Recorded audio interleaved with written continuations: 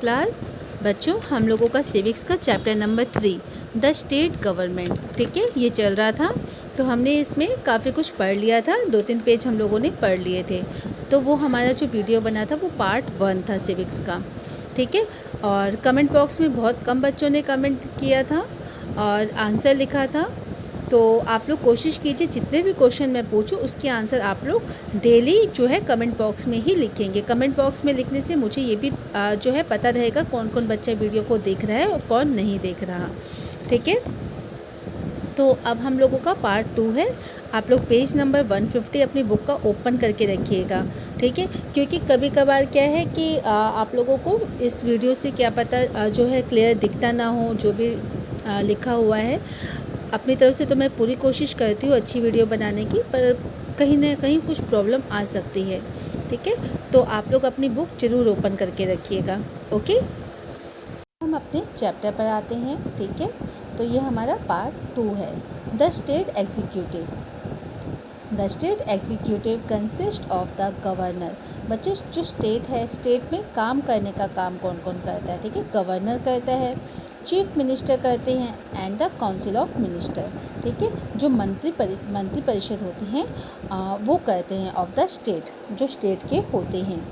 अब ये जो आप लोगों का चार्ट 2 है, आप लोगों को मैंने चार्ट 1 भी कॉपी पर ड्रॉ करने के लिए कहा था कल, और ये आज चार्ट 2 है, इसको भी आप लोग कॉपी पर जरूर ड्रॉ कर लीजिएगा, ठीक है। इसको एक बार आप लोग पढ़ भी लीजिएगा, ऊपर वाली ही चीज़ लिखी हुई है।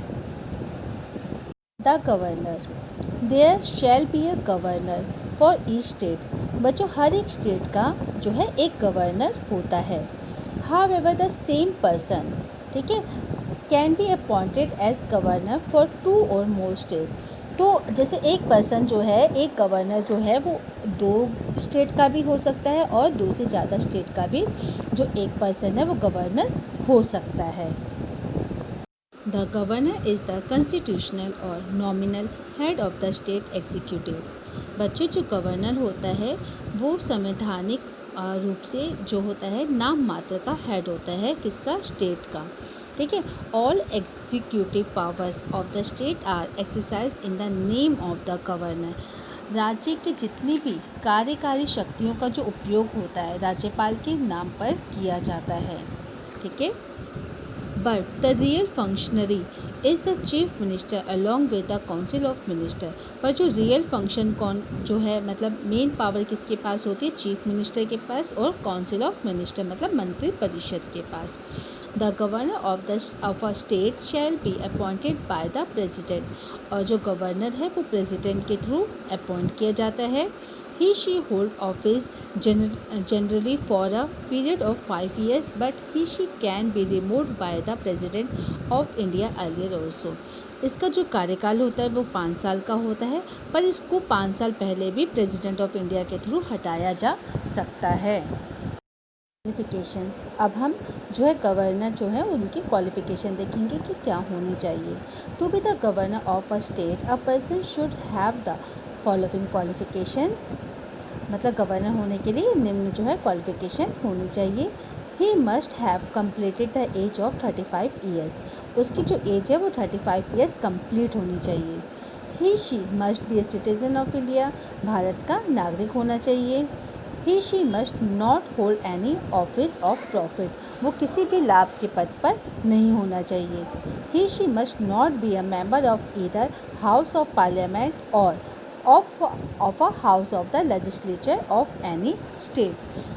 संसद अथवा राज्य के विधानमंडल के किसी भी सदन का सदस्य नहीं होना चाहिए। बच्चों, अब हम लोग पावर एंड फंक्शंस को देखेंगे, ठीक है। The following powers are exercised in the name of the governor. He/she appoints the leaders of the majority party in the state legislature assembly as the chief minister। ये क्या कहते हैं, जो party majority में बनकर आती है, ठीक है, तो उसमें से क्या कहते हैं, चीफ मिनिस्टर को अपॉइंट करने का काम किसका होता है, गवर्नर का होता है। He/she appoints the other minister of the state council on advice of chief minister। और चीफ मिनिस्टर की एडवाइस पर सलाह मतलब उनकी सलाह लेकर वो दूसरे मिनिस्टर को भी अपॉइंट करता है।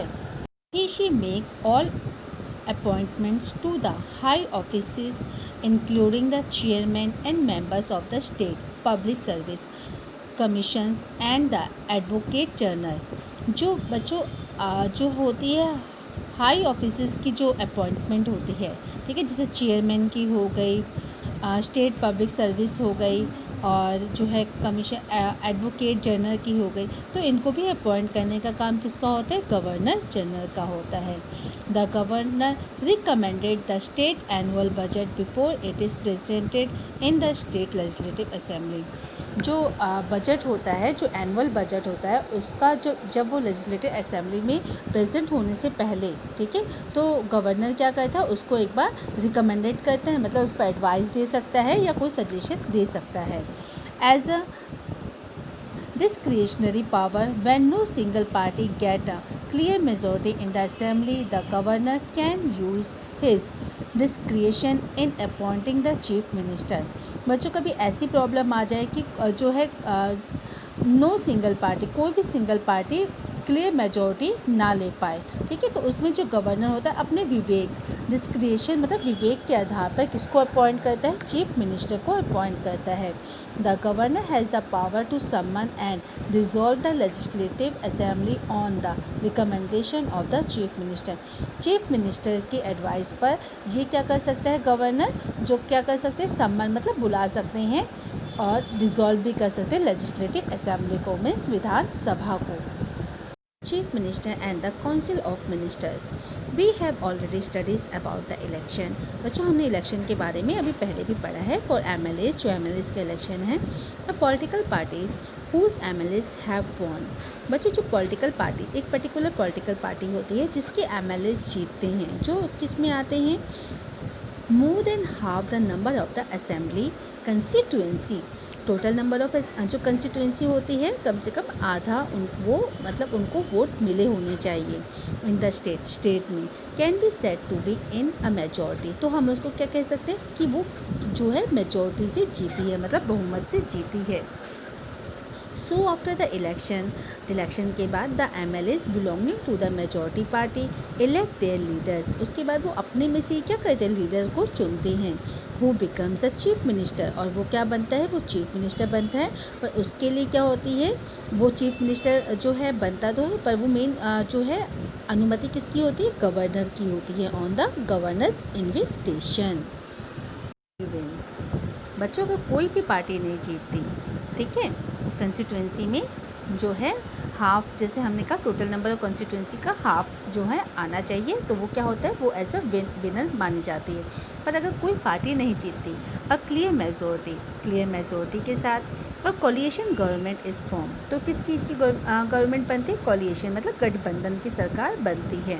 इन सच अ केस, इस केस में the leader of the largest coalition, जो लीडर होते हैं जिनके पास ज़्यादा गठबंधन होता है, और सिंगल लार्जेस्ट पार्टी या सिंगल हो, is invited by the governor, तो वो गवर्नर के थ्रू इन्वाइट किए जाते हैं to form the state government. किस चीज़ को फॉर्म करने के लिए? कि वो क्या बनाए? स्टेट गवर्नमेंट बनाए। The governor appointed a leader. Governor क्या करता है? लीडर्स को भी अपॉइंट करता है एज द चीफ मिनिस्टर, ठीक है, जो कौन होता है? चीफ मिनिस्टर होता है। The governor appoints the member of the council of minister. वो काउंसिल ऑफ मिनिस्टर के भी मेंबर्स को अपॉइंट करता है on the recommendation of the chief minister. Chief minister की जो होता है सहमति के साथ, ठीक है, वो क्या करता है? काउंसिल ऑफ मिनिस्टर्स को भी अपॉइंट करता है। The political party that forms the government is called the ruling party. बच्चों जो पॉलिटिकल पार्टी गवर्नमेंट बनाती है, मतलब क्या सरकार बनाती है, तो उसको हम रूलिंग पार्टी बोलते हैं। All the other members of the legislative assembly who do not become part of the ruling party। जो लेजिस्लेटिव असेंबली के जो अदर मेंबर्स होते हैं, जो part as a ruling party के पार्ट नहीं होते हैं, इस कॉल्ड अपोजिशन पार्टीज। तो उनको क्या कहा जाता है? उनको अपोजिशन पार्टीज कहा जाता है। The normal term of office of the chief minister and the council of minister is 5 years। ठीक है, इनका जो कार्यकाल होता है वो 5 साल का होता है। Power and function of the chief minister. अब हम इसकी पावर और फंक्शन के बारे में पढ़ेंगे। The chief minister is the real head of the state. जो चीफ मिनिस्टर होता है वो रियल हेड होता है स्टेट का। He she supervise the work of the entire council of ministers. वो क्या कहते हैं, पूरे जो है मंत्री परिषद होता है उनके सदस्यों का वर्क को सुपरवाइज करते हैं। He she distribute portfolio to the ministers of the state council of ministers. वो क्या कहते हैं, डिस्ट्रीब्यूट करते हैं, पोर्टफोलियो मतलब जो विभाग हैं मिनिस्टर्स को डिस्ट्रीब्यूट करते हैं। She presides over the meeting of the cabinet and the council of ministers and communicate all decision made to the governor। ये क्या करते हैं बच्चों, ये अध्यक्षता करते हैं जो भी मीटिंग होती है कैबिनेट की उसकी, और जो भी डिसीजन होते हैं वो गवर्नर के साथ कम्युनिकेट करते हैं। He she is responsible for the success और फेलियर ऑफ द गवर्नमेंट जो सरकार होती है उसकी सक्सेस के लिए और फेलियर के लिए यही रिस्पॉन्सिबल होते हैं। Resignation by the chief minister is treated as the resignation of the entire council of minister. अगर चीफ मिनिस्टर रेजिग्नेशन देता है तो वो पूरे काउंसिल ऑफ मिनिस्टर का रेजिग्नेशन माना जाता है। The council of ministers, there are 3 categories in the council of ministers. यहाँ पर 3 कैटेगरीज हैं काउंसिल ऑफ मिनिस्टर की, ठीक है। पहला है कैबिनेट मिनिस्टर्स, सेकेंड है minister of state and third है deputy ministers. The council of minister is collectively responsible for the state legislative assembly. मतलब जो राज्य की विधानसभा होती है उसके आगे सामूहिक रूप से क्या होते हैं, उत्तरदायी होते हैं। If a vote of non confidence is passed, अगर नॉन कॉन्फिडेंस मतलब अविश्वास प्रस्ताव पास होता है बाय द असेंबली के थ्रू अगेंस्ट एनी मिनिस्टर, किसी भी मिनिस्टर पर, the entire ministry has to resign, तो पूरे जो मिनिस्ट्री है उसको क्या करना पड़ेगा, रिज़ाइन देना पड़ेगा। Power and the function of the council of minister, the council of minister is the real executive of the state. ये क्या है, जो रियल होता है कार्यपालक होता है स्टेट का।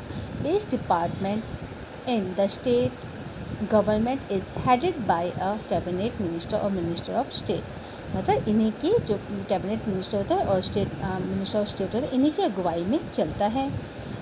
It is her responsibility to run the administration of the department smoothly। ये इनकी रिस्पॉन्सिबिलिटी होती है जो एडमिनिस्ट्रेशन है उसको क्या करे, स्मूथली चलाए। formulates and decides the policies of the state and implement them effectively। ये क्या करता है, ये तैयार करता है, ठीक है, फॉर्मुलेट करता है और डिसाइड करता है जो पॉलिसीज़ होती है स्टेट की और उसको लागू करता है effectively. It is the responsibility of the council of minister to maintain law and order. ठीक है, लॉ और ऑर्डर को मेंटेन करने की जो रिस्पॉन्सिबिलिटी होती है वो भी काउंसिल ऑफ मिनिस्टर की होती है। And ensure security of life and property. ठीक है, सिक्योरिटी को इंश्योर करना लाइफ एंड प्रॉपर्टी की, किसकी, पीपल इन द स्टेट, जो लोग वहाँ पर स्टेट में रहते हैं उनकी। All major appointments of the state are made by the governor on the advice of the council of minister।